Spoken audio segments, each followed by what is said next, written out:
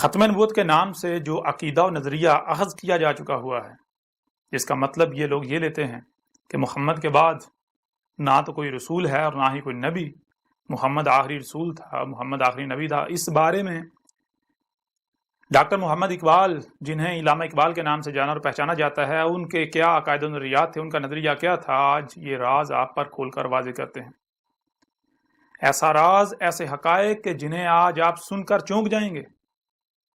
بلا شک و شبہ آج یہ بات آپ کے لیے بالکل نئی ہے، لیکن اس کا مطلب قطعاً یہ نہیں ہے کہ اگر کوئی بات پہلی بار سامنے آتی ہے تو وہ جھوٹ ہے، وہ غلط ہے، اور جو نسل در نسل چلا رہا ہے وہ سچ ہے. نہیں، بالکل نہیں.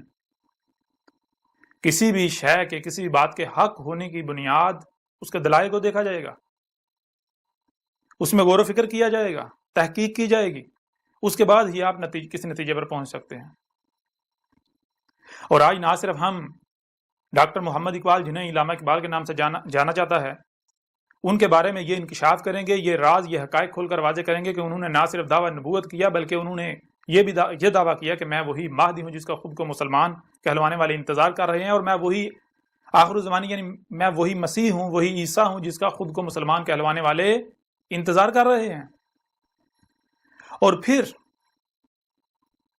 آج تک اس بات کو کیوں چھپایا گیا؟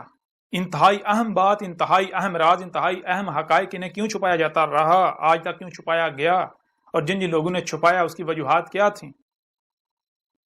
اس کا جواب آپ کو خود کو مسلمان کہلوانے والوں کی ایک بہت بڑی علماء میں سے جو ایک شخصیت ہے، جس کا ایک بہت بڑا نام ہے، بہت بڑا مقام ہے، جن کی ماضی قریب میں وفات ہو چکی، انہی کی زبانی آپ کے سامنے رکھیں گے کہ انہوں نے اس بارے میں کیا انکشافات کیے، خود اپنی زبان سے کیا اقرار کیا، کیا انکشافات کیے، کیا تسلیم کیا، کہ کیا وجوہات ہیں اس کی کہ آج تک اقبال کے بارے میں یہ حقائق جو ہے وہ چھپا کر رکھے گئے. اور پوری دنیا کے ملاؤں کو میرا کھلا چیلنج ہے کہ وہ میری اس بات کو غلط ثابت کر کے دکھائیں. اور جان لیں، غلط ثابت کرنا یہ نہیں ہوتا کہ آپ منہ سے صرف ہوا خارج کرتے رہیں، گالیاں دیں، بکواسات کریں. نہیں، دلائل سے میری بات کو رد کریں. حق جو ہوتا ہے، جو اہل حق ہوتے ہیں، وہ گالیاں نہیں دیتے، وہ الزامات نہیں لگاتے، وہ بہتانات نہیں باندھتے، وہ تہمتیں نہیں لگاتے، وہ منہ سے جاگ نہیں نکالتے، وہ کتوں کی طرح بھونکتے نہیں ہیں. آج سے 14 صدیہ قبل محمد نے بھی کہا تھا کہ مومن وہ ہے جو علم و حکمہ سے بات کرے. محمد نے کہا تھا کہ جب منافق سے بات کی جاتی ہے تو وہ دلائل سے بات کرنے کی بجائے گالیاں دیتا ہے، جھگڑا کرتا ہے، پھدکتا ہے، الزامات لگاتا ہے. کیوں؟ کیونکہ اس کے پاس دلائل نہیں ہوتے، باطل ہوتا ہے نا.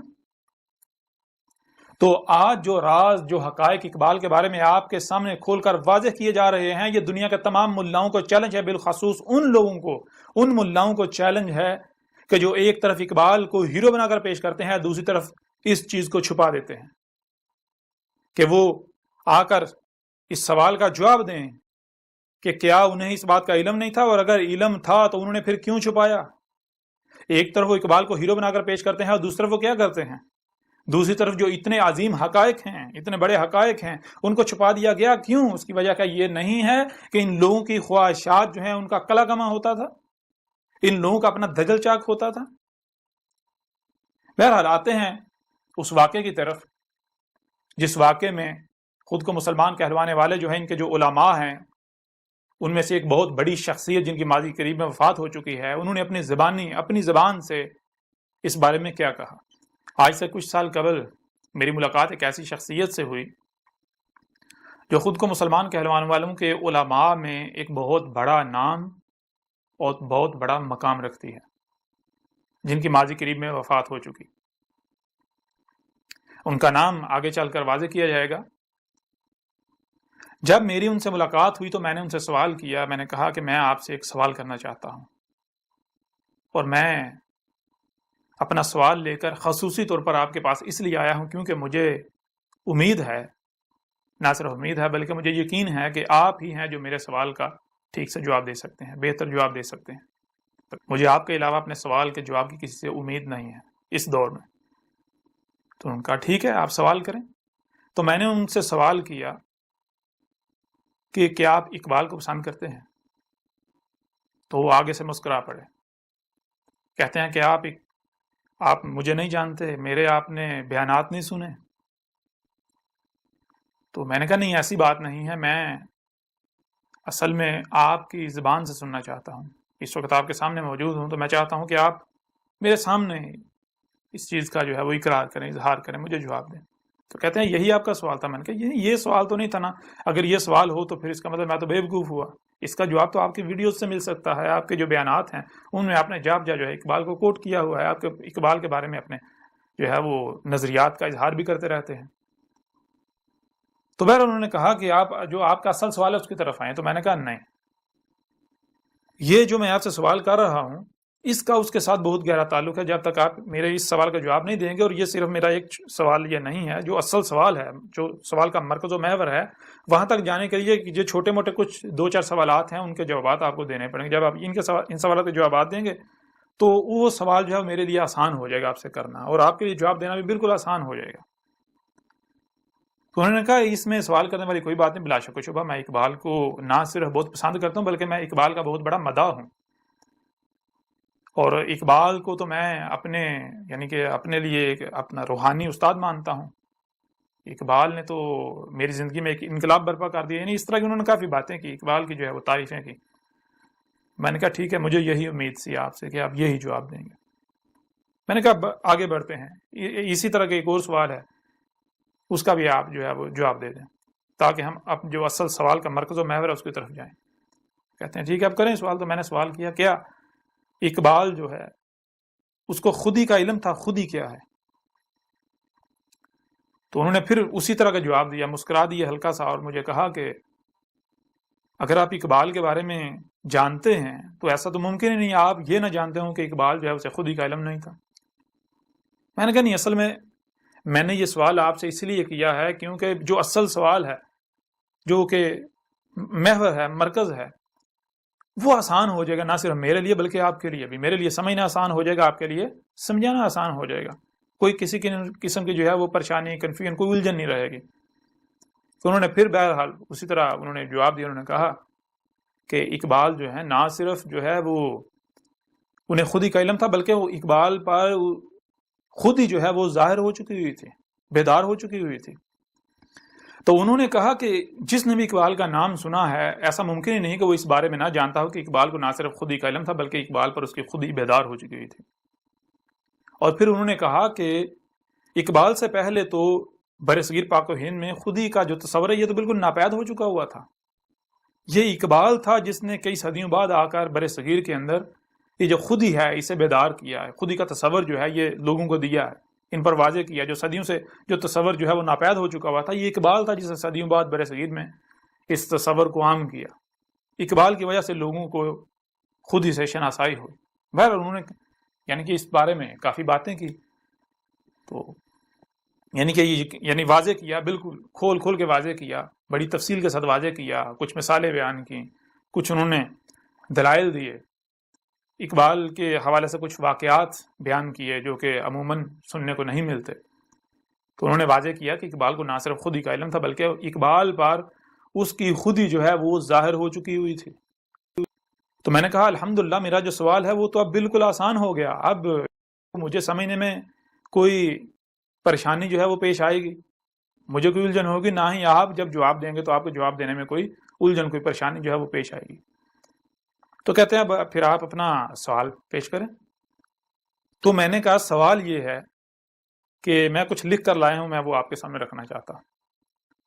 تو میں نے اقبال کا ایک شعر جیب سے میں نے جو پیپر جس پر لکھا ہوا تھا وہ نکالا اور میں نے ان کے سامنے رکھ دیا۔ جیسے ہی میں نے وہ کاغذ کا ٹکڑا جس پر اقبال کا ایک شعر لکھا ہوا تھا میں نے ان کے سامنے رکھا تو ان کی جو کیفیت تھی وہ اچانک ایک دم سے ایسی ہو گئی جیسے کہ کسی پر آسمان گر پڑا ہو۔ یعنی کہ آپ کو بھی آپ بھی جانتے ہوں گے کہ زندگی میں کئی بار آپ کے ساتھ ایسا ہوا ہوگا یا کئی مواقع پر ایسا ہوا ہوگا یا کم از کم ایک آدھ بار ہوا ہوگا کہ کبھی غیر متوقع طور پر کچھ ایسا واقع ہو جاتا ہے، کوئی ایسا حادثہ ہو جاتا ہے، ایسا واقعہ ہو جاتا ہے جو کہ آپ کے اوسان خطا کر دے. آپ یہ تک بھول جائیں کہ آپ کر کیا رہے تھے. اگر آپ کچھ بول رہے تو آپ یہ تک بھول جائیں کہ آپ کیا بول رہے تھے. اس طرح بالکل حیران، ششدر، پریشان، دنگ رہ جانا، چونک جانا، بالکل جو ہے وہ ایک عجیب سی ایسی کیفیت میں چلے جائیں جیسے کہ آپ موجود ہی نہیں ہیں.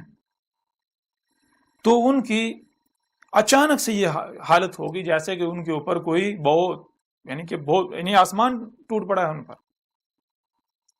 اب میں چونکہ سمجھ چکا تھا کہ اس کی وجہ کیا ہے، ان کی اس کیفیت کی وجہ کیا ہے، تو کچھ دیر وہ اسی کیفیت میں رہے، خاموش رہے. تو میں نے انہیں کہا، ڈاکٹر صاحب آپ مجھے میرے سوال کا جواب نہیں دے رہے. تو پھر انہوں نے جو ہے وہ میری طرف دیکھا، اور جس انداز میں دیکھا، جس طرح دیکھا، وہ بالکل واضح طور پر ایک ایسا انداز تھا جیسے کہ کوئی شرمندہ ہوتا ہے، اپنی شرمندگی کا اس کے چہرے سے اظہار ہو رہا ہوتا ہے، عیاں ہوتی ہے شرمندگی، ندامت. تو مجھے کہتے ہیں کہ اب آپ سے کیا چھپانا. کہتے ہیں آپ سے چھپایا بھی نہیں جا سکتا، کیونکہ جس طریقے سے آپ نے مجھ سے یہ سوال کیا تو میں آپ سے کوئی بات چھپا ہی نہیں سکتا. کہتے ہیں کوئی اور ہوتا تو میں بات کو گما پھرا کے ادھر ادھر لے جاتا، لیکن آپ کے سامنے اس بات کو میں اگر گھماؤں گا، اگر توڑوں مروڑوں گا، کسی بھی قسم کی کوشش کروں گا تو الٹا میں خود پھنس جاؤں گا. کیونکہ آپ کا معاملہ باقی عوام کی طرح نہیں ہے. باقی عوام کا معاملہ بالکل اور ہے، ان کو جو کہو وہ مان لیتے ہیں، وہ زیادہ بحث نہیں کرتے. اگر کوئی بحث کرتا بھی ہے تو وہ اس کو ہم عاجز کر دیتے ہیں، اس کے سامنے ایسی یعنی کہ بات کو گول مول کر کے ایسا ادھر سے ادھر کر کے جو ہے گھما پھرا کر بات کریں گے، ادھر سے ادھر لے جائیں گے کہ وہ اس کا دماغ ہی گھوم جائے گا، اسے سمجھ نہیں آئے گی کہ میں نے کرنا کیا ہے.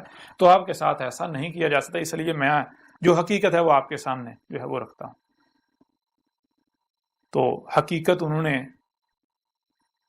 اس کا اقرار کیا. وہ حقیقت کیا تھی وہ بیان کرنے سے پہلے جو شعر میں نے ان کے سامنے رکھا تھا وہ میں آپ کے سامنے رکھتا ہوں، جو اس وقت میرے سامنے موجود ہے. جی، اقبال نے کہا، ہوئی جس کی خودی پہلے نمودار، ہوئی جس کی خودی پہلے نمودار، وہی مہدی وہی آخر الزمانی. یعنی بالکل آسان الفاظ میں اقبال یہ کہہ رہا ہے، اور پھر یہ بھی ذہن میں رکھیں کہ یہ ایسا نہیں ہے کہ اقبال کی زندگی کی ابتدا میں یہ اقبال نے شعر کہا تھا، نہیں، یہ زندگی کے آخری ایام میں، یہ جو زندگی کا اقبال کا آخری وقت تھا، آخری کچھ سال تھے، ان سالوں کی بات ہے. تو اقبال نے جو کہا وہ یہ ہے، ہوئی جس کی خودی پہلے نمودار، یعنی جو شخص، جو بھی جس کی خودی اپنی حقیقت کیا ہے سب سے پہلے نمودار ہو گئی، وہی مہدی ہے، وہ مہدی جس کا خود کو مسلمان کہلوانے والے انتظار کر رہے ہیں. کیونکہ جس کی خودی پہلے نمودار ہو جائے تو پھر وہ اس کی ذمہ داری بن جاتی ہے کہ وہ مہدی بنے، وہ لوگوں کو ہدایت دے. اس میں ہدایت ہوتی ہے، اس کی بات میں، اس کے کردار میں. تو پھر کہا وہی آخر الزمانی. اور آخر الزمانی کون ہے؟ خود کو مسلمان کہلوانے والوں کا بچہ جانتا ہے کہ آخر الزمانی کا مطلب ہے مسیح عیسیٰ، جس کا یہ انتظار کر رہے ہیں، جس عیسیٰ کا انتظار کر رہے ہیں. آخر الزمانی جس نے زمانہ آخر میں، آخر الزمان میں آنا ہے. جو آپ کے علماء ہیں جن کے آپ اندھو کی طرح پیچھے چلتے ہیں، ان سے پوچھیں، ان سے سوال کریں آخر الزمانی کا مطلب کیا ہے، کون ہے آخر الزمانی؟ کیا آخر الزمانی مسیح عیسیٰ نہیں ہے؟ تو یہ دیکھیں یہ کیا ہے. اقبال نے کیا کہا؟ اقبال نے کہا ہوئی جس کی خودی پہلے نمودار، وہی مہدی وہی آخر الزمانی. تو اس کا مطلب کیا ہے؟ کیا اقبال یہ کہہ رہا ہے کہ کسی اور، کوئی اور آئے گا، کوئی اور آیا تھا؟ نہیں. اس وجہ سے وہ صاحب جو ہیں، وہ جو بہت بڑی شخصیت تھی، وہ چونک گئے تھے، وہ دہل گئے تھے.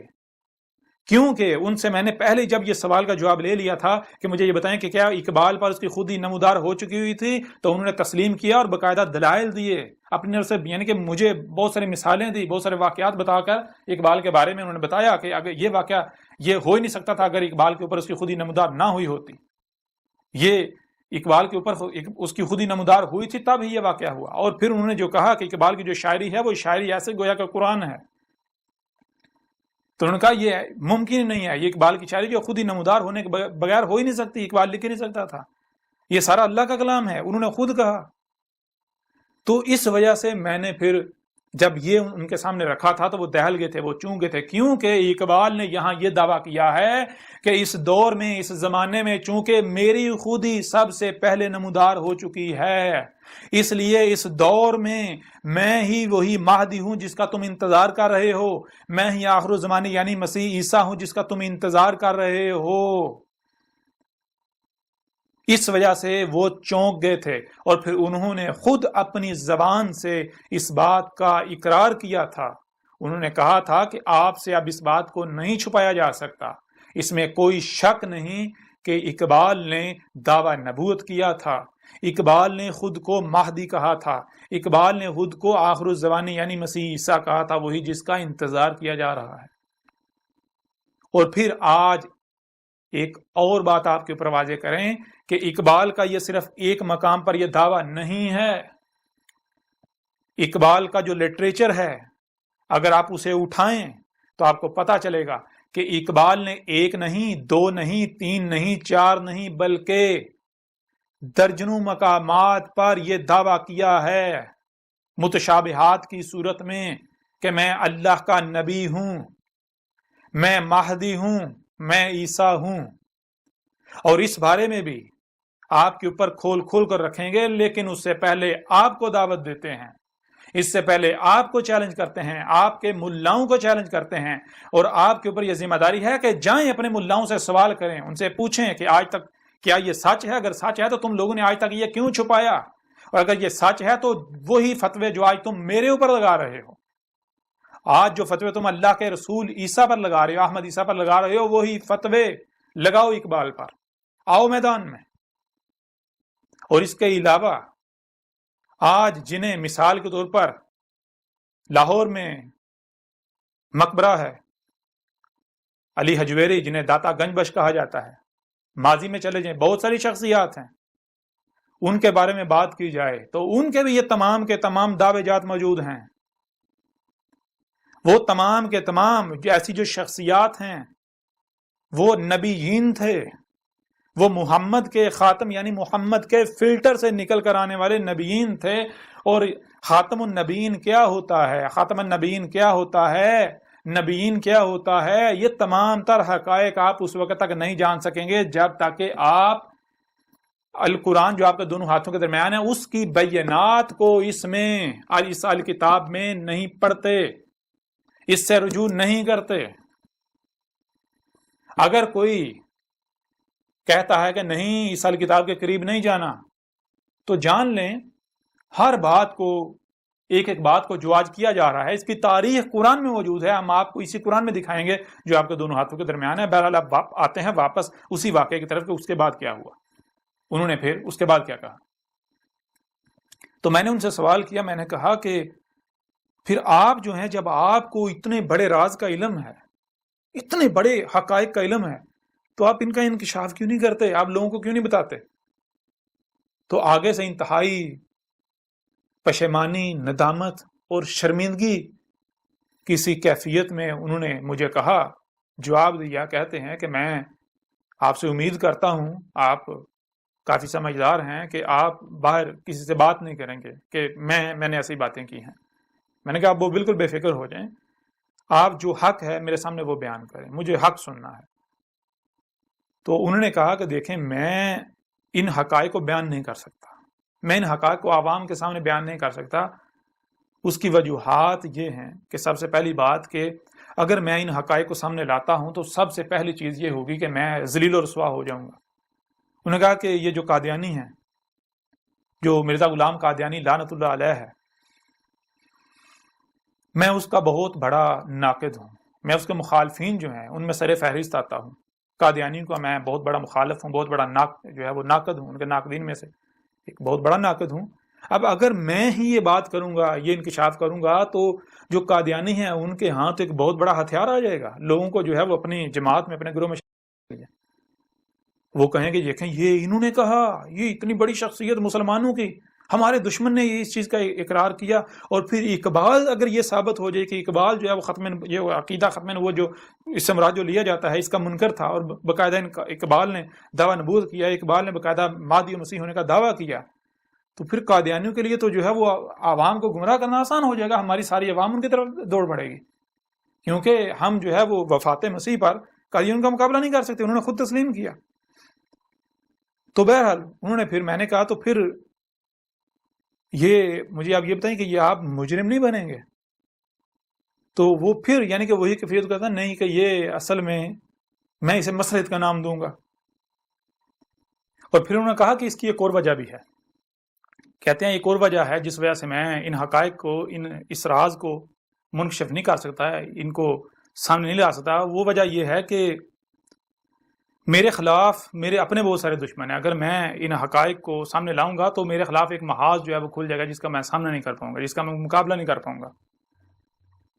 میں کہا میں اصل میں جس گھرانے سے تعلق رکھتا ہوں میں کوئی روایتی مولوی نہیں ہوں، روایتی جو مدرسوں سے پڑھ لکھ کر آتے ہیں، مدرسوں کے فارغ التحصیل ہوتے ہیں، میں ان میں سے نہیں ہوں، میں تو ایک لبرل گھرانے سے تعلق رکھتا تھا، میں ایک میڈیکل اسٹوڈنٹ تھا، ڈاکٹر بنا، تو پھر اس کے بعد جو ہے میں نے میرا یعنی کہ وہ جو ہے وہ رخ اس طرف ہو گیا، دین کی طرف، مذہب کی طرف، تو اس طرف رخ میرا ہونا تھا کہ میں نے جو ہے وہ اسی میں یعنی کہ گم گیا، اسی میں نے جو ہے وہ اپنی ساری کوشش شروع کر دی۔ تو انہوں نے کہا کہ یہ جو روایتی علماء ہیں، یہ جو یعنی کہ مدرسوں سے فارغ التحصیل ہوتے ہیں، جو یہ سلسلہ چل رہا ہے روایتی علماء کا، تو میں ان کے ہاں جو ہے وہ نہ تو قابل قبول ہوں، نہ ہی میں پسند کیا جاتا ہوں، اور اسی وجہ سے انہوں نے کہا کہ میرے جو فالورز ہیں، میرے جو سننے والے ہیں، مجھے جو ماننے والے ہیں، ان کی جو اکثریت آپ کو وہی ملے گی جو پڑھے لکھے لوگ ہیں، پڑھا لکھا جو ہے وہ طبقہ ہے، جو یعنی کہ مذہبی طبقہ آپ کو کم ملے گا۔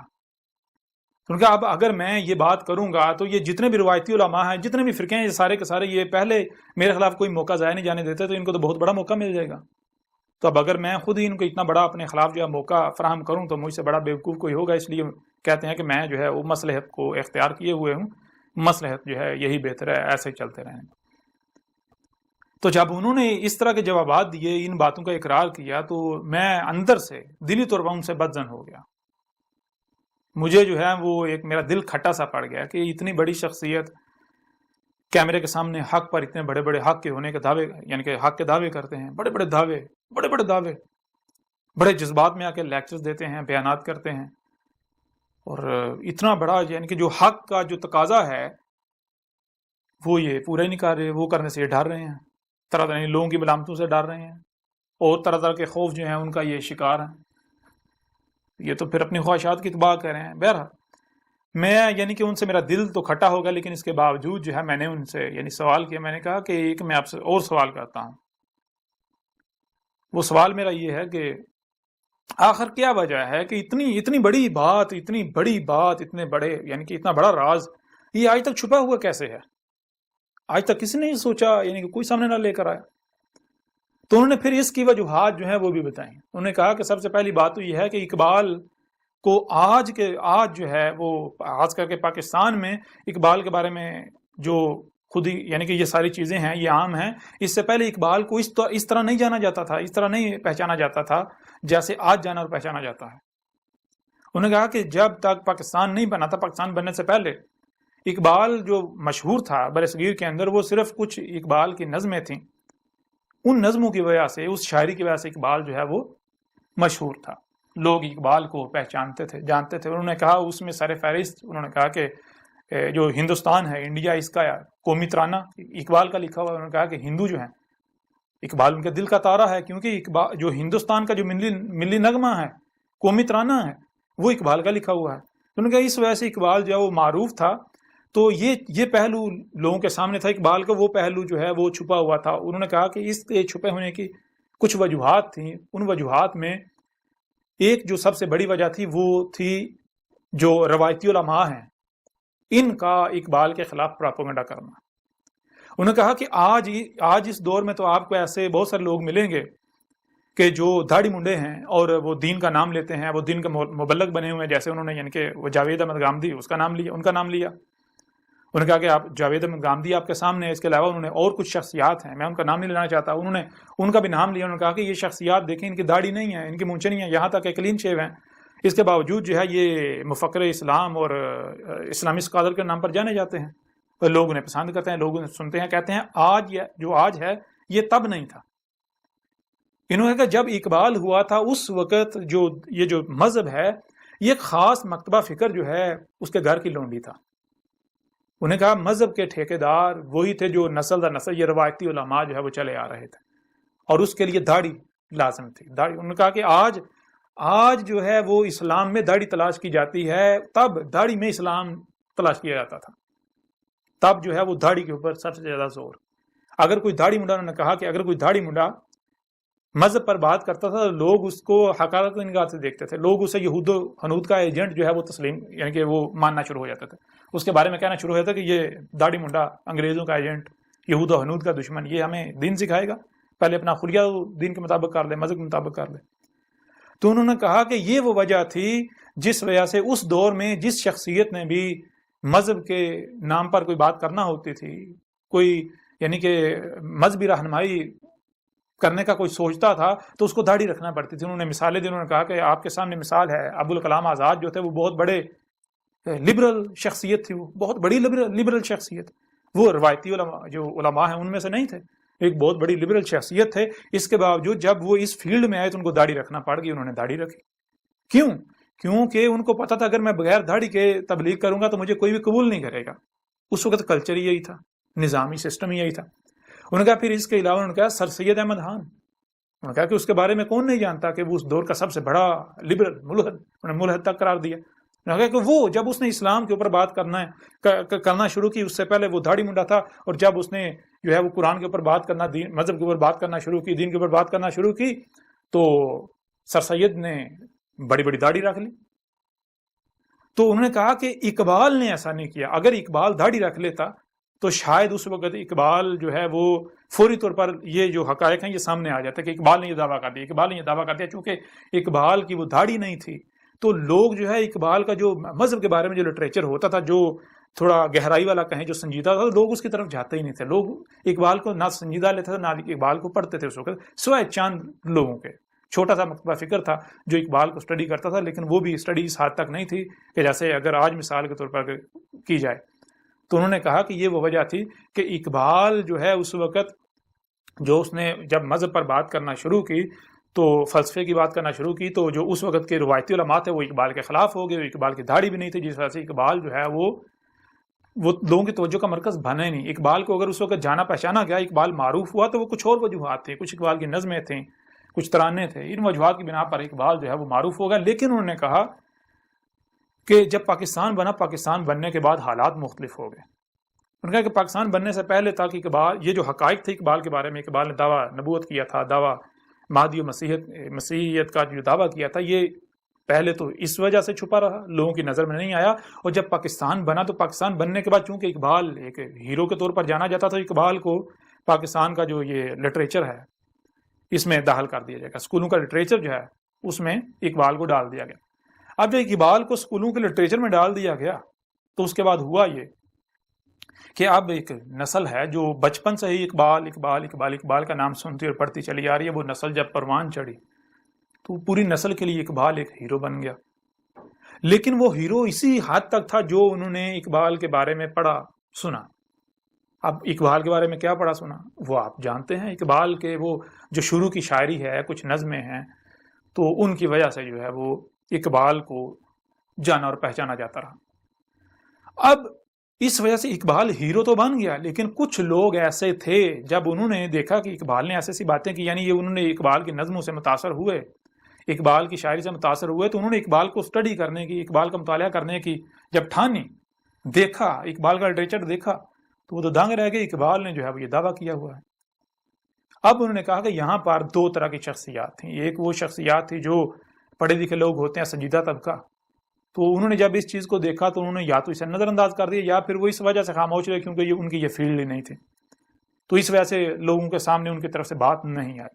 اور دوسری طرف انہوں نے کہا کہ جو مذہبی طبقہ تھا، انہوں نے کہا جو خود کو علماء کہلواتے ہیں، جو اقبال سے متاثر تھے، انہیں پھر اپنی مثال دی، انہوں نے کہا جیسا کہ انہوں نے کہا جب میں نے اقبال کو اسٹڈی کیا، اقبال کا مطالعہ کیا بڑی گہرائی سے، اقبال پر تحقیق کی، تو یہ حقائق میرے سامنے آئے تھے، یہ سارے حقائق میرے سامنے آئے، لیکن میں نے سوچا بھی میں ان کو سامنے لاؤں، لیکن ان کو سامنے لانا یہ میرے بس کا کام نہیں تھا، کیونکہ اگر میں سامنے لاتا تو ایک طوفان برپا ہو جاتا۔ انہوں نے کہا پھر جو مذہبی شخصیات تھیں انہوں نے دو وجوہات کی بنا پر ان حقائق کو چھپا دیا۔ ایک وجہ ہے یہ جو ملامتیں ہیں، دشمنی ہیں، یہ وجہ ہے۔ دوسری وجہ جو ہے یعنی کہ وہ جو بھی ان حقائق کا انکشاف کرے گا وہ متنازع ہو جائے گا معاشرے کے اندر۔ اور دوسری وجہ یہ ہے کہ ایک طرف تو اقبال کو ہیرو بنا کر پیش کیا جا رہا ہے، باقاعدہ جو ہے اسکولوں کے لٹریچر میں ڈالا گیا ہوا ہے، اور دوسری طرف اگر اقبال کے بارے میں یہ انکشاف کیا جائے تو یہ تو طوفان کھڑا ہو جائے گا کہ بھئی ایک طرف ختم نبوت کے نام پر جو قاعدہ نظریات پائے جاتے ہیں اس پر مرنے مارنے کو تیار ہو جاتے ہیں، لوگوں کی گردنیں اتارنے کو تیار ہو جاتے ہیں،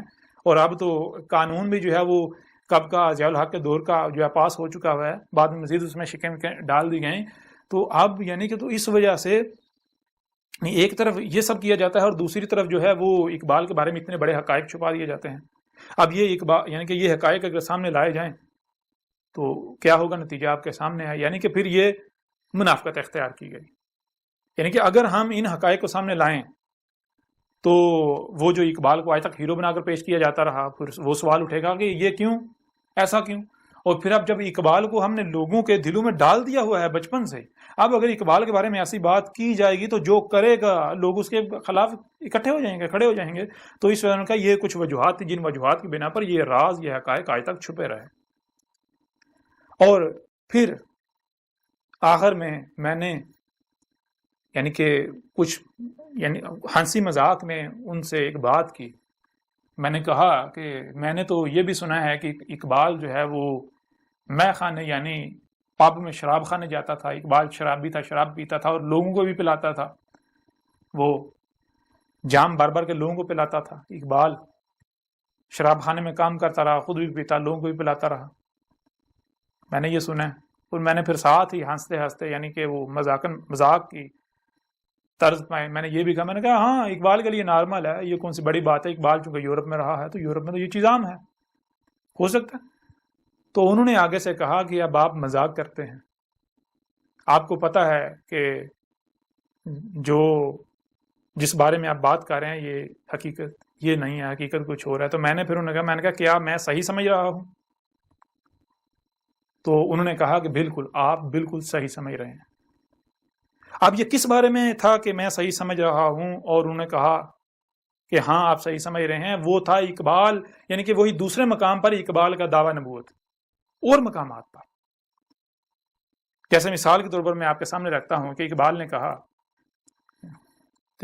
کہا لا پھر اقبال وہی بادہ و جام ایسا کی، ہاتھ آ جائے مجھے میرا مقام ایسا کی، 300 سال سے ہیں ہند کے میخانے بند، اب مناسب ہے تیرا فیض ہو عام ایسا کی، میری منائے غزل میں تھی ذرا سی باقی، شیخ کہتا ہے کہ ہے یہ حرام، ہے یہ بھی حرام ایسا کی، شعر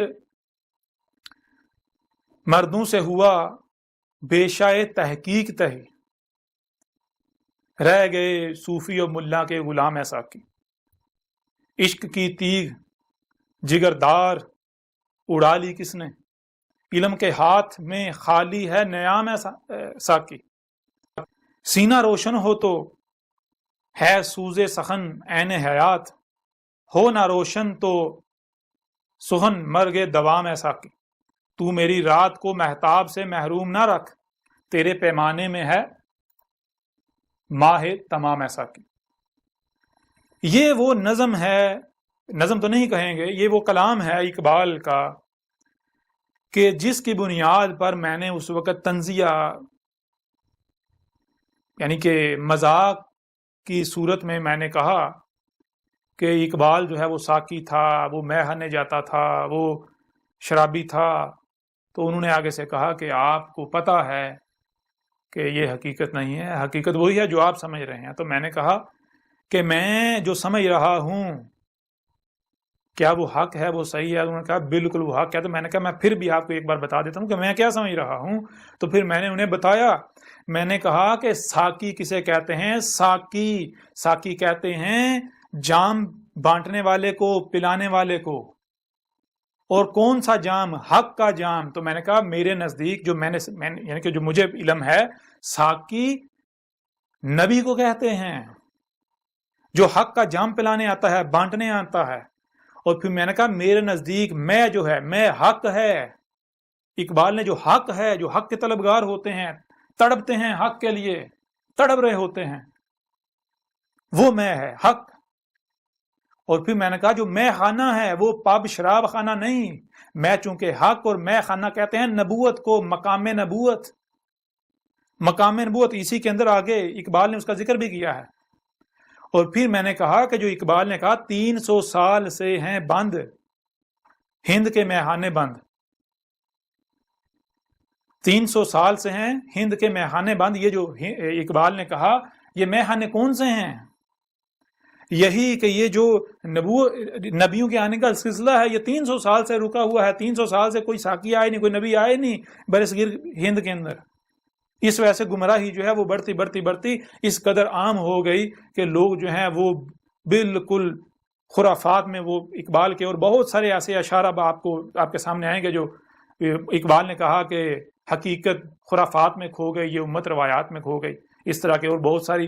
اور پھر اسی متعلق جو ہے اور بھی کچھ اقبال کے شعر ہیں، ان کے اوپر بھی بات کریں گے اور کچھ آئندہ اگلی نشست میں بات کریں گے۔ لیکن جب میں نے ان کے سامنے یہ بات رکھی، وہ جو شخصیت تھی، بہت بڑی شخصیت، آج بھی بہت بڑا نام ہے ان کی وفات کے بعد بھی، تو تب انہوں نے یہ اقرار کیا، انہوں نے کہا کہ آپ نے بالکل ٹھیک سمجھا ہے۔ تو میں نے پھر وہی بات دہرائی، میں نے کہا ڈاکٹر صاحب تو پھر آپ یہ حقائق سامنے کیوں نہیں لاتے؟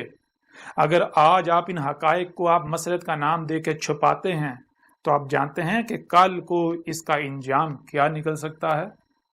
آپ جانتے ہیں کہ کل کو اگر اللہ کا بھیجا ہوا واقعتاً آ جاتا ہے اسی دور میں تو پھر آپ بھی مجرم ثابت ہوں گے، کیونکہ آپ تو ایک باقاعدہ ایک فرقہ کھڑا کر کے جا رہے ہیں جو کہ جب اللہ کا رسول آئے گا، اللہ کا رسول وہ جو عیسیٰ ہے وہ جب آئے گا، جس نے آنا ہے، جس کا انتظار کیا جا رہا ہے، تو آپ کے تمام فالور جو ہیں وہ اس کے ساتھ دشمنی کریں گے۔ نہ تو اس وقت مجھے اس بات کا علم تھا اور نہ ہی انہیں علم تھا کہ بات کرنے والا کون ہے۔ بہرحال آج وہ حقائق واضح ہوئے کہ یہ جو ہوا تھا یہ کیوں ہوا تھا۔ اور بہرحال اس کے علاوہ بھی کچھ اور اشعار ہیں، ان میں سے چاند ایک آپ کے سامنے رکھتے ہیں، لیکن اس سے پہلے آپ کے اوپر یہ واضح کر دیں کہ وہ شخصیت کون تھی۔ وہ شخصیت تھی تنظیم اسلامی کے بانی ڈاکٹر اسرار احمد۔ ڈاکٹر اسرار احمد کے ساتھ ہونے والی گفتگو جو ہے، جو یہ واقعہ ہے، یہ آپ کے سامنے رکھا۔ اب دنیا کی کوئی طاقت ان حقائق کو جٹلا کر دکھائے۔ اب آپ کی ذمہ داری ہے کہ اگر آپ کو اپنے ملاؤں پر اتنا ناز ہے، فخر ہے کہ آپ کے ملا حق ہیں جن کے پیچھے آپ آنکھیں بند کر کے چل رہے ہیں، تو ان کے سامنے یہ سوال لے کر جائیں، ان سے پوچھیں کیا اقبال نے یہ دعویٰ نہیں کیا تھا؟ سوال کریں ان سے۔ اب پتہ چلتا ہے آپ کے حق ہونے کا۔ اور اگر آپ بغیر تحقیق کے، بغیر غور و فکر کیے، بغیر بات مکمل سنے فتوے لگاتے ہیں، گالیاں دیتے ہیں، طرح طرح کے الزامات لگاتے ہیں، بہتانات باندھتے ہیں، ملامتیں کرتے ہیں، تو پھر جان لیں دو وجوہات ہیں اس کی۔ پہلی وجہ کہ آپ کو آپ کے ملاؤں پر اعتماد نہیں ہے۔ کیوں؟ کہ یہ ٹھیکیداری تو آپ نے ان کو دی ہوئی ہے نا، تو جو دین کے ٹھیکیدار آپ نے بنائے ہوئے ہیں ان کو سامنے لائیں، ان سے سوال کریں، انہیں کہیں کہ ہم تو حق کے طلبگار ہیں، ہم نے آخرت میں جہنم میں نہیں جانا، نسل در نسل کیا چلتا رہا ہے، ہمیں اس سے کوئی سروکار نہیں، ہمیں جو اللہ کے رسول ہیں ان کی سنت پر چلنا ہے، جو انہوں نے کیا، ہمیں آج اس وقت دنیا میں لایا گیا تو ہمیں یہ جاننا ہے اس وقت ہمیں دنیا میں کیوں لایا گیا۔ کیا ابراہیم نے یہ کیا تھا؟ بار بار تمہیں قرآن میں بھی کہا گیا ابراہیم کی ملت پر قائم ہو جاؤ، ہر طرف سے کٹ کے ابراہیم کی ملت پر قائم ہو جاؤ، تو کیا ابراہیم نے یہ کیا تھا؟ یا پھر ابراہیم نے یہ کہا تھا کہ یہ بھی کہہ رہا میں حق پر ہوں، وہ بھی کہہ رہا میں حق پر ہوں، ہر ایک کہہ رہا میں حق پر ہوں، لیکن ہر کوئی آپس میں اختلاف کر رہا ہے؟ ایسا کیسے ہو سکتا ہے کہ سارے حق پر ہیں؟ ہاں، کس بنیاد پر ہر کوئی کہہ رہا میں حق پر ہوں؟ ہر کوئی اسی کو حق کہہ رہا ہے جس پر اس نے اپنے باپ اجداد کو پایا، جو اس نے نسل در نسل اس تک چلتا آیا۔ تو ابراہیم نے کیا کیا؟ ابراہیم نے یہ نہیں کیا کہ جو نسل در نسل چلا رہا ہے اسی پر ڈٹ گیا، نہیں یہی آقا، نہیں، ابراہیم نے تحقیق کی، ہر فرقے کو چھان مارا، جب غور و فکر کیا، تحقیقی، تو پتہ چلا یہ سارے کے ساری باطل ہیں، یہ تو اندھو کی طرح اپنے باپ اجداد کے پیچھے چال رہے ہیں۔ ابراہیم نے کہا میں کفر نہیں کروں گا، میں سنتا اور دیکھتا ہوں، اللہ نے مجھے اسے سمجھنے کی صلاحیت بھی دی، اور پھر جو ان کانوں سے، ان آنکھوں سے سنائی اور دکھائی نہیں دیتا اسے سننے دیکھنے کے لیے، یعنی جو کہ غائب ہے، اللہ نے میرے سینے میں دل رکھا۔ دل وہ سنتا ہے، وہ دیکھتا ہے جو کان نہیں سنتے، جو آنکھیں نہیں دیکھ سکتی، آنکھوں سے، کانوں سے سنا نہیں جا سکتا، آنکھوں سے دیکھا نہیں جا سکتا۔ تو ابراہیم نے کیا کیا؟ ابراہیم نے غور و فکر کیا، تحقیق کی، اور ابراہیم نے جانا کہ آج اس وقت میں دنیا میں بھیجا گیا ہوں تو آخر کیوں؟ جب ابراہیم کے اوپر حق واضح ہوا تو ابراہیم نے کیا کیا؟ پھر ابراہیم نے حق کا اعلان کیا۔ جب ابراہیم نے حق کا اعلان کیا تو پھر ابراہیم کے خلاف بھی بالکل وہی ہوا جو آج آپ لوگ میرے خلاف کر رہے ہو، بالکل وہی، یہی آگ ابراہیم کے خلاف جلائی گئی تھی، جو آگ آج آپ ابراہیم کے، جو آج آپ جو ہے وہ میرے خلاف جلا رہے ہیں، آج آپ کر رہے ہیں، یہی آگ ابراہیم کے خلاف۔ وہ ابراہیم کیا ہے؟ اللہ نے کیا کہا قرآن میں؟ ابیکم ابراہیم، تمہارا ابا ابراہیم ہے۔ اگر آپ ابراہیم کو ابا بنائیں اور وہی آپ کے ساتھ نہ ہو جو ابراہیم کے ساتھ ہوا، یہ کیسے ممکن ہے؟ تو آپ خود غور کریں کہ کون ابراہیم کو ابا بنا رہا ہے؟ میں ابراہیم کو ابا بنا رہا ہوں یا آپ لوگ؟ کون کہاں کھڑا ہے؟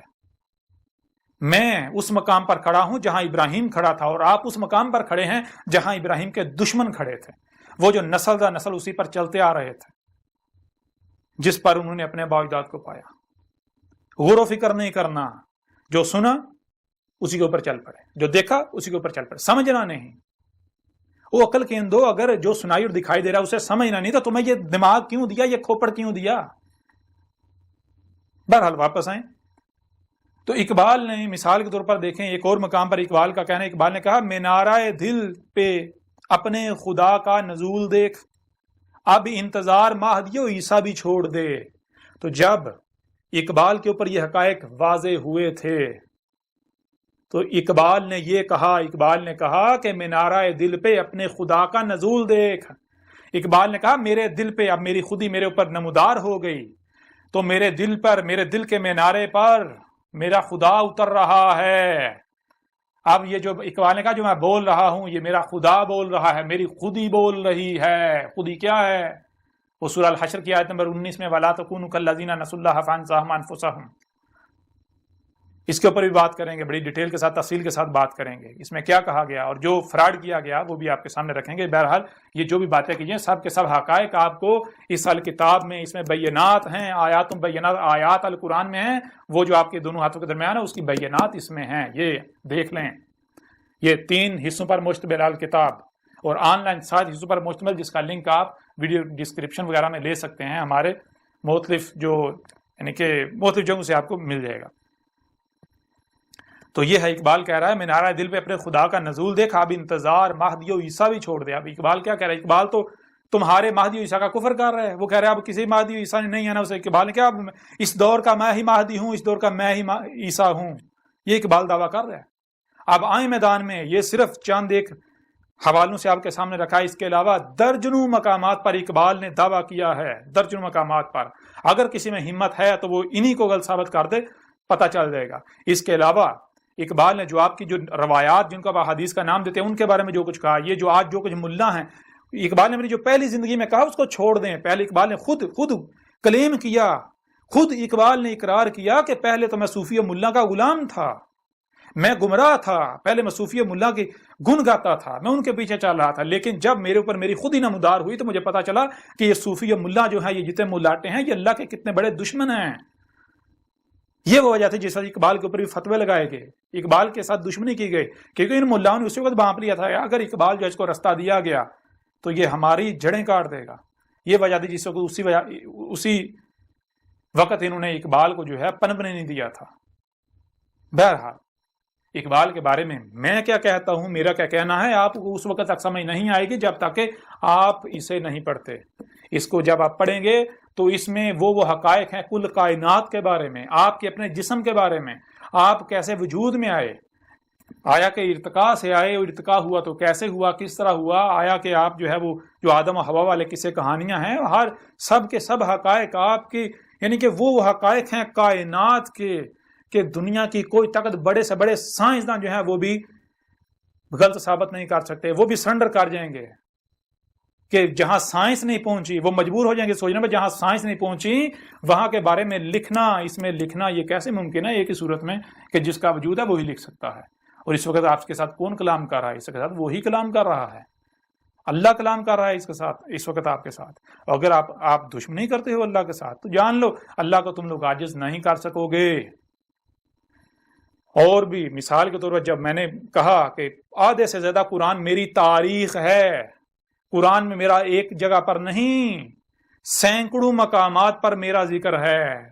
آپ لوگ تو یہ کہہ رہے ہو نا، یعنی کہ ایک پر بھی نہیں، ایک چھوڑو، سینکڑوں مقامات پر اس کو پڑھو، اس کو ختم نبوت ہو، جو ختم نبوت کے نام پر آپ نے جو کچھ گڑ رکھا ہے اس کے حقائق کیا ہیں وہ دجل اس میں چاک کر دیا گیا، ایک پہلو سے نہیں درجنوں پہلوں سے، اور دنیا کی کوئی طاقت رد نہیں کر سکتی۔ اور جن روایات کا تم لوگ سہارا لے رہے ہو، جن روایات کا سہارا لے کر تم لوگوں نے یہ عقائد روایات اخذ کیے ہوئے ہیں، گڑے ہوئے ہیں، ان کو بھی اس کے اندر وہ روایات بھی موجود ہیں، ان کی حقیقت بھی چاک کی گئی ہے، بالکل واضح کیا گیا ہے کہ ان روایات کی بنیاد پر جو تم لوگوں نے دجل جو ہے وہ پھیلایا ہوا تھا اس کی وہ بھی چاک کر کے رکھ دیا گیا۔ بہرحال اب آپ پر ہے کہ آپ اندھوں کی طرح اپنے ملاؤں کے پیچھے چلنا چاہتے ہیں یا پھر آپ حق کے طلبگار ہیں۔ اگر آج آپ حق سے کفر کرتے ہیں تو پھر جان لیں کہ یہ مقابلہ کس کے ساتھ ہے، آپ کا انجام بالکل وہی ہونے والا ہے جو قوم نو کا ہوا، وہی جو قوم عاد کا ہوا، وہی جو قوم سمود کا ہوا، وہی جو قوم شعیب کا ہوا، وہی جو قوم لوط کا ہوا، وہی جو آل فرعون کا ہوا۔ اگر کوئی میرے ساتھ دشمنی کرتا ہے، اگر کوئی میرے ساتھ دشمنی کرتا ہے اور جو میری دعوت کو دل سے تسلیم کر رہے ہیں ان کے ساتھ دشمنی کرتا ہے تو وہ جان لے وہ نہیں بچے گا، نہ دنیا میں بچے گا نہ آخرت میں بچے گا۔ آخرت میں جب اس کے سامنے اس کا حساب لینے والا آئے گا تو پھر اس کی آنکھیں پھٹی کی پھٹی رہ جائیں گی، اس کے سامنے کون آتا ہے سب سمجھ آ جائے گی۔ میرے خلاف پراپگنڈا کرنے والوں، میرے خلاف محاذ کھولنے والوں، ہوش کے ناہن لو، میں کوئی بکواس نہیں کر رہا، میں کوئی ہوا میں باتیں نہیں کر رہا، میں کوئی ہوا میں باتیں نہیں کر رہا، میں دلائل کے ساتھ ایک ایک بات کر رہا ہوں۔ اگر ہمت ہے، اگر حق پر ہو تو دلائل کے ساتھ بات کرو۔ اگر تم کہتے ہو کہ ہم اللہ کو مانتے ہیں، اللہ کی مانتے ہیں، تو پھر اسی قرآن میں اللہ نے کیا کہا؟ اللہ کہہ رہا ہے کہ جہاں سے بھی کوئی آواز بلند ہوتی ہے، حق ہو باطل ہو جو بھی ہو، جہاں سے بھی کوئی آواز بلند ہو اس کو سنو۔ جو کچھ بھی تمہیں سنائی دے رہا ہے، جو بھی آواز اپنا وجود رکھتی ہے اسے سنو۔ تمہیں کان کیوں دیے؟ اسی لیے دیے ہیں تاکہ تم سن سکو، سنو۔ اور صرف سننا ہی نہیں، پھر جو دکھایا جا رہا ہے وہ دیکھو، صرف دیکھنا نہیں بلکہ جو سنتے اور دیکھتے ہو اسے سمجھنے کی صلاحیت دی تمہیں، اسے سمجھو۔ تو جو ان صلاحیتوں کا استعمال نہیں کرتے، جو صرف سنتے ہیں اور وہی کرتے ہیں جو سنا، جو دیکھتے ہیں وہی کرتے ہیں جو دیکھا، وہ کیا ہے؟ جو عقل کا استعمال نہیں کرتے، جو غور و فکر نہیں کرتے، جو سنا اور دیکھا اس کی تحقیق نہیں کرتے، اندھوں کی طرح اپنے باوجود کے پیچھے چلتے ہیں۔ تو ان کے بارے میں اس پورے قرآن میں جگہ جگہ کیا کہا؟ ایک مقام پر کہا کہ وہ اندھے ہیں، دوسرے مقام پر کہا کہ وہ پالتو جانور ہیں، وہ جانور جن کے گلوں میں پٹے ڈالے ہوئے ہیں، جن کے پٹے دوسروں کے ہاتھ میں ہیں، جس کے ہاتھ میں پٹا ہے اسی کے پیچھے جاتے ہیں، ادھر ادھر اپنی گردن نہیں کر سکتے، اپنا رخ ادھر ادھر نہیں کر سکتے۔ اگر ادھر ادھر رخ کریں گے تو جس کے ہاتھ میں رسی ہے ان کی وہ پٹے گا ان کو۔ اور مقام پر کہا کہ وہ کیا ہیں؟ وہ خنزیر ہیں۔ ایک اور مقام پر کہا کہ وہ قرادہ ہیں۔ قرادہ کا مطلب کیا ہے؟ قرادہ کا مطلب ہے کرا اور رد، گول والی تے اس کا اظہار کریے، جو کرا کیا اس کو رد کر دینا۔ کرا کہتے ہیں جو بھی آپ نے سنا دیکھا، جو بھی آپ نے سنا جو دیکھا، جو یعنی کہ جو پڑھا کیسے جاتا ہے؟ تو یہ جو بھی آپ کے سامنے آیا تو اس کو رد کر دینا، اسی کو پھیر دینا، وہی کر دینا بغیر سمجھے۔ یہ خصلت کس میں پائی جاتی ہے؟ یہ خصلت بندر میں پائی جاتی ہے۔ بندر جو دیکھتا ہے وہی ریپیٹ کرتا ہے، وہ سمجھتا نہیں ہے۔ وہ عقل کے اندر تمہیں کیا صرف سننے اور دیکھنے کی صلاحیت دی گئی یا پھر سمجھنے کی صلاحیت دی گئی جو سنتے اور دیکھتے ہو؟ تو اگر تم جو سنتے اور دیکھتے ہو بغیر سمجھے اس کے اوپر عمل کرتے ہو، بغیر سمجھے اس کے پیچھے چلتے ہو، تو تم پھر کیا قرادہ نہیں ہو؟ جو سنا جو دیکھا بغیر سمجھے اسی کو پھیر رہے ہو، وہی کر رہے ہو۔ پھر اور مقام پر کیا کہا گیا کہ یہ الاموات ہیں، یہ تو زندہ ہی نہیں ہیں، ان کا زندہ یعنی کہ زندہ ہونا نہ ہونا ایک برابر ہے، یہ الاموات ہیں. یہ ایسے ہی جیسے ایک شے ہے تو صحیح، لیکن اس کے وجود کا کوئی فائدہ نہیں ہے، کوئی مقصد نہیں، بے مقصد بیکار ہے، اس کا نہ ہونا ہی یعنی کوئی ایسے جیسے ہے ہی نہیں، اس کا ہونا نہ ہونا ایک برابر ہے. پھر ایک اور مقام پر کہا کہ یہ القبور میں ہے، قبروں میں ہے. یہ میٹیریل باڈی جیسے اس سے پہلے چوپایوں کی صورت میں یا اور مخلوقات کی صورت میں ابھی بھی وہی یہ مادہ جو ہے یہ 4 پاؤں کی صورت میں حالت قبر میں ابھی بھی ہے، قبور میں ہے. اور ایسوں کو تم سنا نہیں سکتے، دکھا نہیں سکتے. کیوں؟ کیونکہ ان کے یہ اندھے ہو چکے ہیں. اور اندھے یہ آنکھیں اندھی نہیں ہوتی، آنکھیں تمہیں ظاہر دکھاتی ہیں، کان تمہیں ظاہر سناتے ہیں. اور جو مکمل جو ہوتا ہے، مکمل صرف وہ نہیں جو ظاہر ہے، مکمل تو جو باطن ہے، جب تک وہ سامنے نہیں آئے گا تب تو مکمل نہیں ہوگا. کوئی بھی شے آپ اپنے سامنے رکھ لو، کوئی بھی، تم اپنی ذات کو لے لو، کیا تم وہ ہو جو سامنے نظر آ رہے ہو، یا پھر باطن کو ملایا جائے گا تب تم مکمل ہوگا؟ کوئی بھی شے لے لو، کسی شے کو سامنے رکھ لو، اس کا مکمل وجود کب سامنے آئے گا؟ جب ظاہر و باطن دونوں کو سامنے رکھا جائے گا. تو ظاہر تو دکھاتی ہیں یہ آنکھیں، سر کی آنکھیں، باطن کیسے دیکھتی ہو تم؟ تو باطن دیکھ نہیں رہے، باطن دکھاتی ہیں باطن آنکھیں. وہ جو آنکھیں اندر چھپا کے رکھی ہیں، کون سی؟ تمہارے سینوں میں دل، جن کے دل زندہ ہیں. یہ آنکھوں سے اندھا ہونا اندھا نہیں ہوتا، دل ہیں سینوں میں جو اندھے ہو جاتے ہیں. بہرحال اب آپ کے اوپر ہے کہ آپ اندھوں کی طرح مجھے گالیاں دیتے ہیں. اب وہی کرتے ہیں جو قوم نوح نے کیا تھا، قوم عاد نے کیا تھا، قوم سمود نے کیا تھا، جو قوم شعیب نے کیا تھا، جو قوم لوط نے کیا تھا، جو آل فرعون نے کیا تھا. تو پھر انجام آپ کو ان سے مختلف نہیں ہونے والا. بار بار کہہ رہا ہوں، جان لیں عذاب آپ کے سر کے اوپر کھڑا ہوا ہے. جو کہتے ہیں کہ اس کا قرآن میں ذکر نہیں ہے، آدھے سے زیادہ قرآن میری تاریخ ہے، یہ اس کے اندر کھول کے رکھ دیا. دنیا کی کوئی طاقت اس کا رد نہیں کر سکتی. اگر دنیا کی کوئی طاقت رد کر دے تو یہ جو سب سے زیادہ جن کو پریشانی لاحق ہے پاکستان میں، پاکستانی قوم، چلیں آپ کو ایک چیلنج دیتا ہوں. آپ کے ملک پر کتنا قرضہ ہے؟ آپ کے ملک پر آپ کے وزیر اعظم کا کہنا ہے کہ 28 سے 30 ہزار ارب روپے قرضہ ہے، بیرونی قرضہ جو ہے. تو آپ ایسا کریں، اگر میرا رد کر دیں، حکومت پاکستان کو بھی چیلنج ہے، تمام کے تمام ملاؤں کو چیلنج ہے، ہر فرقے کے ملا کو چیلنج ہے، ہر وہ شخص جس کو آپ نے اپنا رہنما بنایا ہوا ہے، کوئی آپ کا پیر ہے، کوئی صوفی ہے، کوئی ملا ہے، کوئی شیخ ہے، کوئی مفتی ہے، کوئی حضرت ہے، کوئی، سب اکٹھے ہو جائیں، سارے کے سارے فرقے اکٹھے ہو جائیں، اگر میرا رد کر دیں، یہ 3 جلدیں ہیں، تمام حقائق اس میں ہیں، اگر کوئی رد کر دے، اگر کوئی یہ ثابت کر دے کہ میں اللہ کا رسول احمد عیسیٰ نہیں ہوں، وہی احمد عیسیٰ جس کا انتظار کیا جا رہا تھا، تو جو آپ کے ملک پر قرضہ ہے اس سے 100 گنا زیادہ انعام دوں گا. نہ صرف آپ کے ملک کا قرضہ اتر جائے گا، بلکہ آپ دنیا کے امیر 3 ملکوں میں شمار ہو جائیں گے. اور اس کے علاوہ آپ کے ملک کے جتنے افراد ہیں، جتنی آبادی ہے، فی فرد کے حساب سے 1 ارب انعام دیا جائے گا آج. اور اس کے علاوہ میں اپنے آپ کو پیش کروں گا پوری دنیا کے سامنے، مجھے پھانسی دے دی جائے، میری گردن اتار دی جائے. اور اگر آپ مجھے باطل ثابت نہیں کر سکتے، کر پاتے، جو کہ ممکن ہی نہیں ہے کہ دنیا کی کوئی طاقت مجھے باطل ثابت کر سکے، تو پھر کیا میں آپ سے کوئی انعام نہیں مانگتا، بالکل نہیں، 1 پیسہ بھی نہیں مانگتا، کیونکہ پیسوں کا لالچ آپ کو ہے، محتاج آپ لوگ ہو، بھیکیں آپ مانگ رہے ہو. مجھے آپ سے پیسوں کی ڈیمانڈ نہیں، کم از کم قتل کی سزا تسلیم کرو جو تم نے خود تجویز کی ہے. تم خود کہتے ہو نا کہ قذاب کی سزا قتل ہے، تو ٹھیک ہے، جو قذاب ہے اس کی سزا قتل. اگر میں قذاب ثابت ہوتا ہوں تو پوری دنیا کے سامنے مجھے پھانسی دے دی جائے، میری گردن اتار دی جائے، میرے جسم کے ٹکڑے ٹکڑے کر دی جائے، کہ بوٹی کر دی جائے. اور اگر میں قذاب ثابت نہیں ہوتا، تم لوگ قذاب ثابت ہوتے ہو، جو کہ میں نے اس میں قذاب ثابت کر دیا، تو پھر کیا یہی سزا تمہیں منظور ہے؟ اگر یہی سزا منظور ہے تو آ جاؤ میدان میں، آ جاؤ. اگر تم لوگ مجھے باطل ثابت نہیں کرتے، مجھے غلط ثابت نہیں کرتے، مجھے قذاب ثابت نہیں کرتے، اور الٹا خود قذاب ثابت ہو جاتے ہو، تو کیا تمہیں اور جو تمہارے ماننے والے ہیں وہ سب اس سزا کے لیے تیار ہیں کہ انہیں پوری دنیا کے سامنے پھانسی دے کے دنیا سے آپ کو یعنی کہ آپ سے دنیا کو پاک کر دیا جائے؟ آپ جیسے مشرکین سے اگر ہمت ہے تو میدان میں آ جائیں، جان لیں. یہ جو قرآن جو آپ کے دونوں ہاتھوں کے درمیان ہے، اس میں کیا لکھا ہوا ہے؟ اس میں تو بالکل واضح ہے. ایک طرف رسولوں، دیکھیں رسولوں کو سامنے رکھیں، رسولوں کے بارے میں قرآن میں کیا لکھا ہے؟ پورے قرآن میں رسولوں کے بارے میں یہ لکھا ہے، کسی ایک بھی رسول نے یہ نہیں کہا کہ میں تمہیں منوانے کے لیے آیا ہوں، کسی ایک بھی رسول نے یہ دعویٰ نہیں کیا کہ میں منوانے کے لیے، ہر رسول نے یہ کہا کہ میرے اوپر صرف یہ ہے کہ میں نے کھول کھول کے پہنچانا ہے بس۔ وہ منوانا جس کا کام ہے وہ منوا لے گا، منوانا میرے رب کا کام ہے، منوا لے گا۔ جس دن میں اپنی ذمہ داری پوری کر دوں گا، پیغام کھول کھول کر پہنچا دوں گا، اس کے بعد میرا رب منوا لے گا۔ دیکھیں کیسے منواتا ہے، پھر پتہ چلے گا تم مانتے ہو یا نہیں مانتے۔ ہر رسول نے یہ کہا، کسی ایک رسول نے یہ نہیں کہا کہ میں وکیل بنا کر بھیجوں گا۔ وکیل کا کام ہوتا ہے منوانا۔ کوئی کہتا ہے کہ مجھے تم یہ چیز، میرا یہ مطالبہ پورا کرو، میں مان جاؤں گا، تو اگر اس کا مطالبہ پورا کیا جائے تو یہ ہے وکالت کرنا؟ نہیں، یہ نہیں ہے۔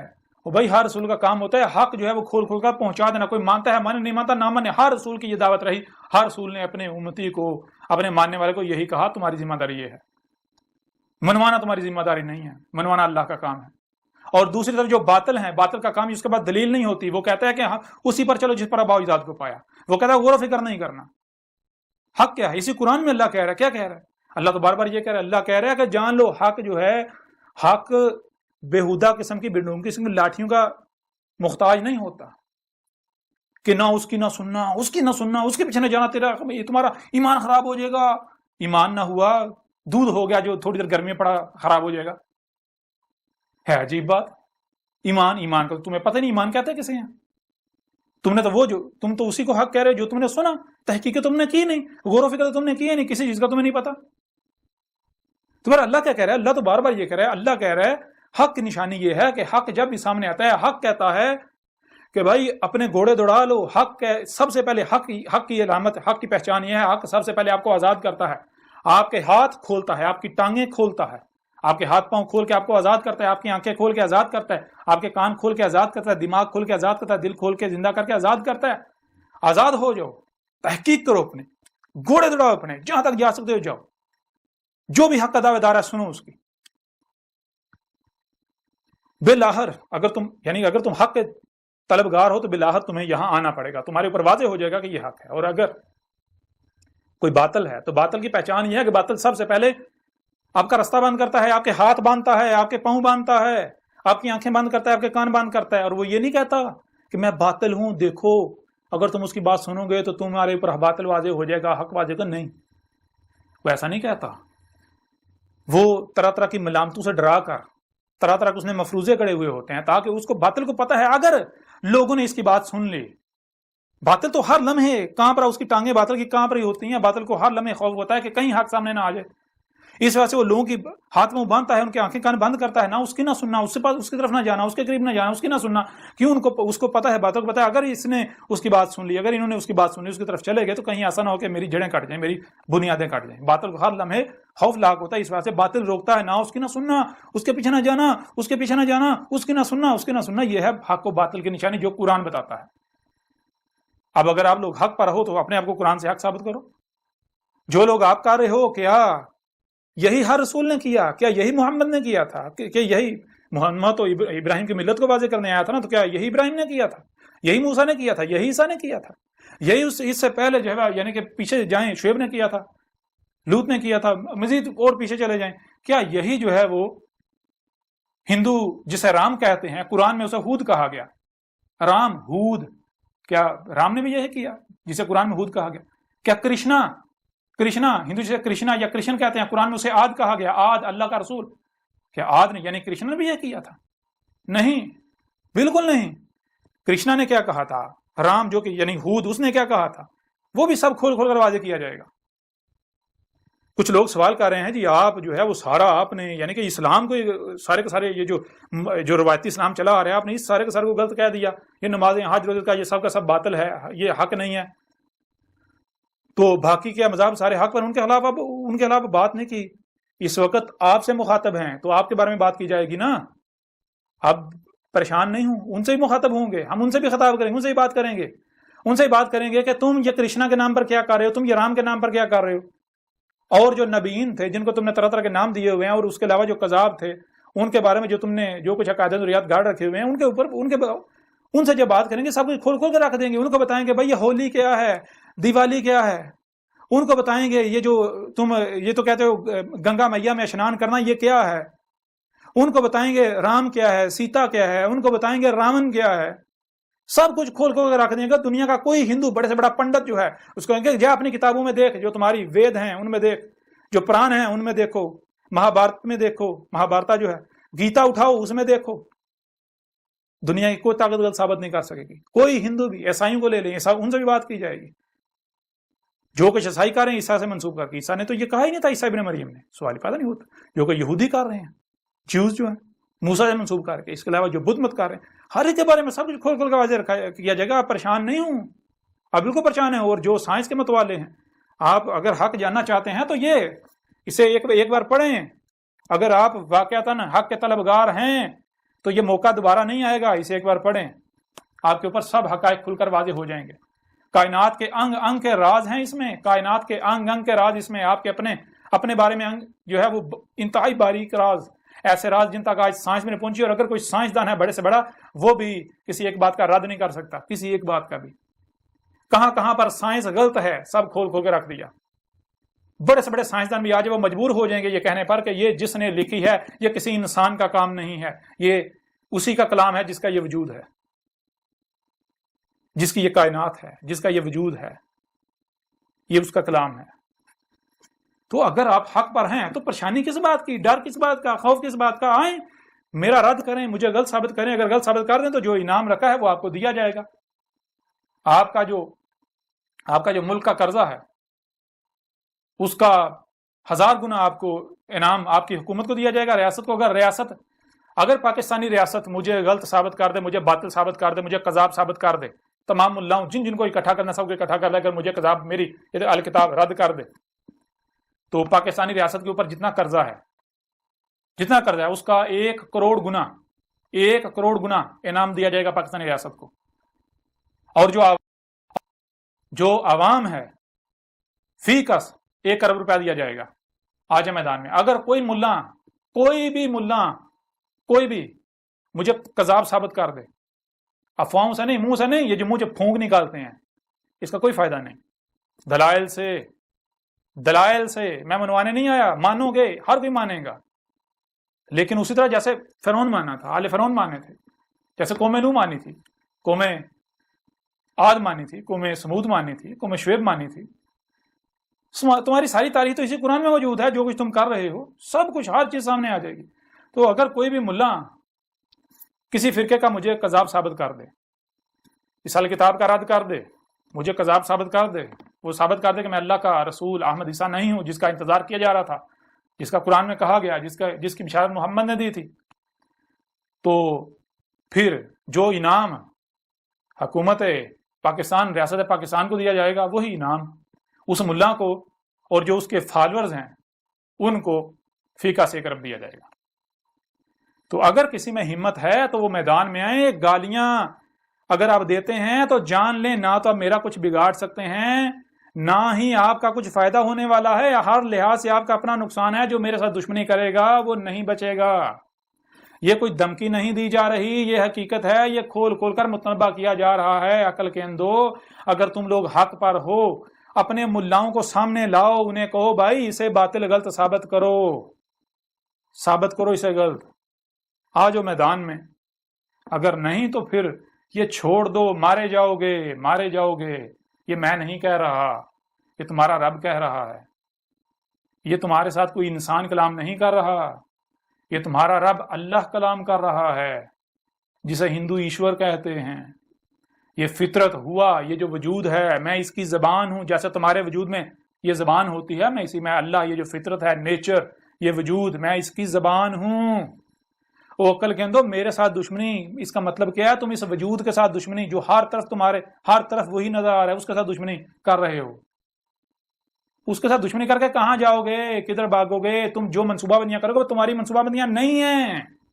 اگر تم میرے خلاف کوئی منصوبہ بندیاں کرتے ہو تو اللہ کی قسم وہ میرے خلاف، وہ تمہاری منصوبہ بندیاں نہیں ہیں. تم میرے رب اللہ کی منصوبہ بندیاں کا شکار ہو، اور تم اللہ کی منصوبہ بندی کا شکار ہو چکے ہو. مارے جاؤ گے، نہیں بچو گے.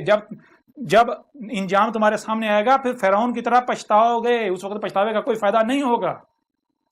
اگر حق پر ہو تو آؤ، حق، اپنے آپ کو حق پر ثابت کرو. آج تک تمہارا پالا کذابوں سے پڑتا رہا، اس وجہ سے تمہارے جو ہیں وہ تم بہت پھولے نہیں سما رہے. آج یہ کذاب نہیں ہے، یہ کذاب نہیں ہے، یہ اللہ کا رسول ہے. یہ اللہ تم سے کلام کر رہا ہے اس بشر کے ذریعے. یہ اللہ کی زبان ہے. اگر تم حق پر ہو تو آؤ رد کرو، مجھے کذاب ثابت کرو. گالیاں دینے سے میرا کچھ نہیں بگڑے گا.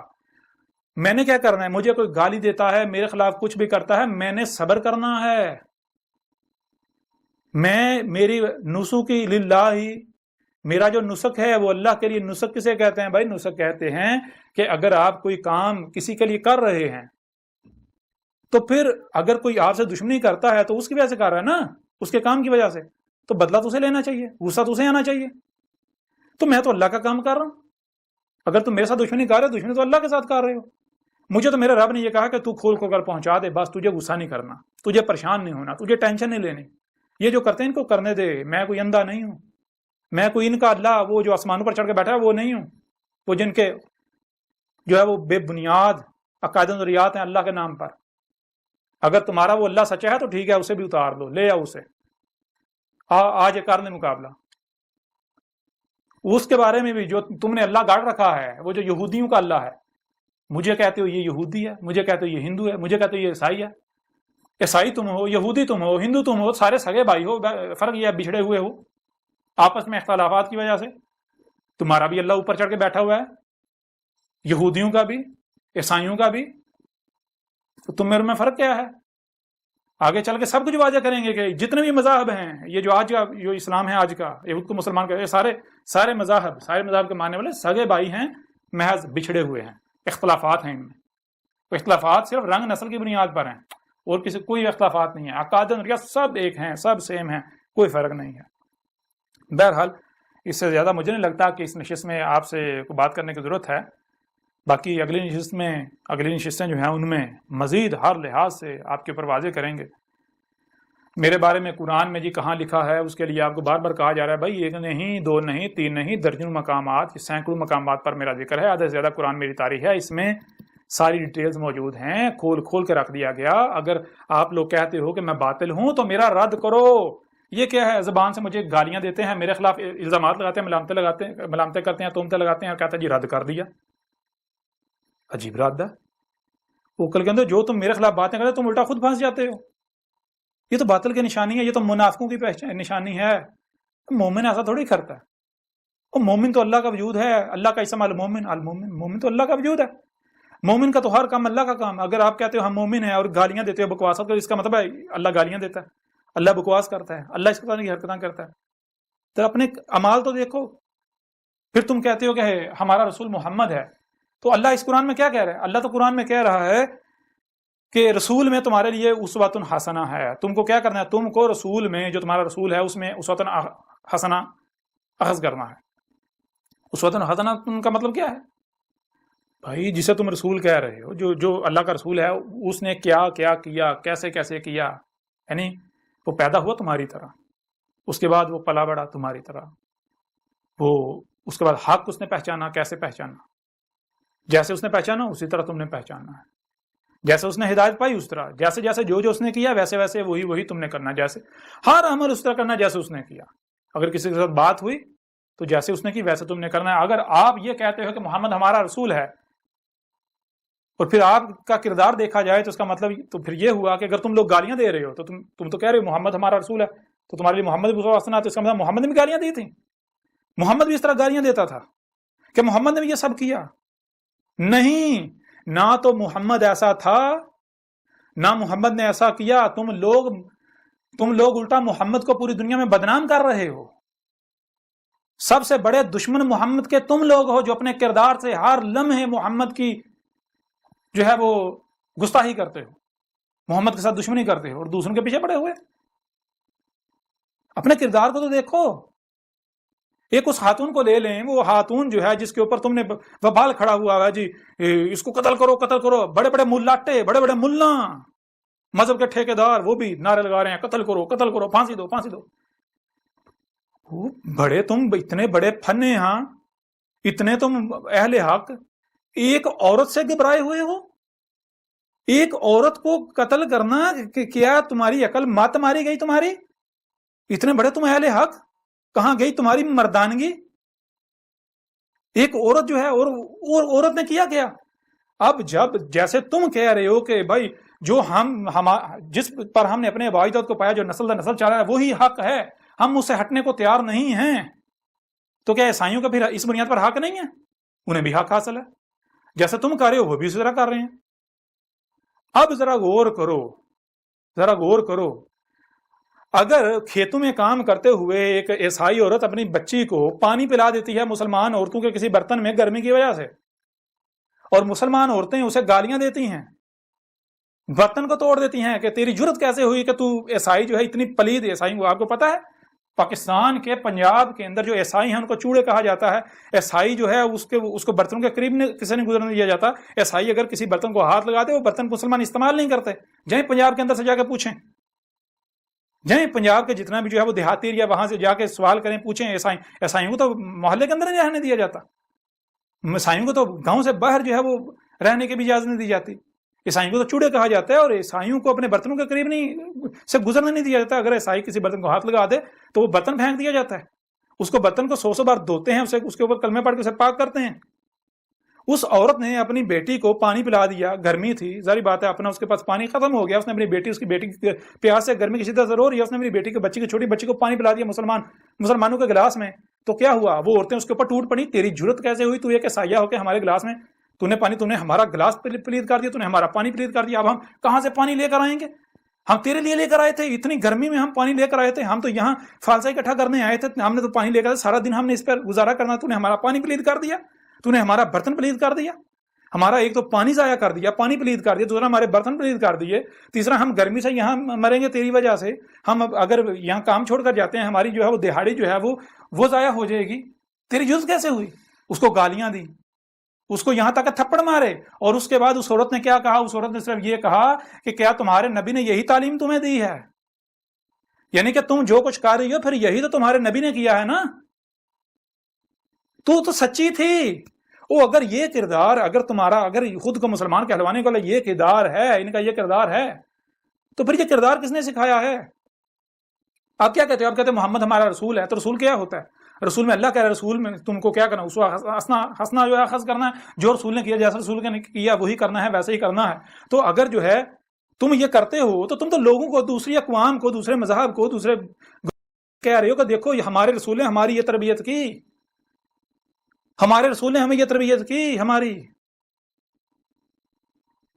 اب وہ یہ نہ کہتی تو یہ اب توہین رسالت ہو گئی، سب سے بڑے مجرم تم لوگ ہو، سب سے بڑے توہین تو تم کرتے ہو، سارے کے سارے ملا اکٹھے ہو جو تم لوگوں نے یہ جو توہین رسالت کی ہے نا، توہین رسالت کی سزا، گستاخ رسول کی سزا سر تن سے جدا، گستاخ رسول کی سزا صرف موت۔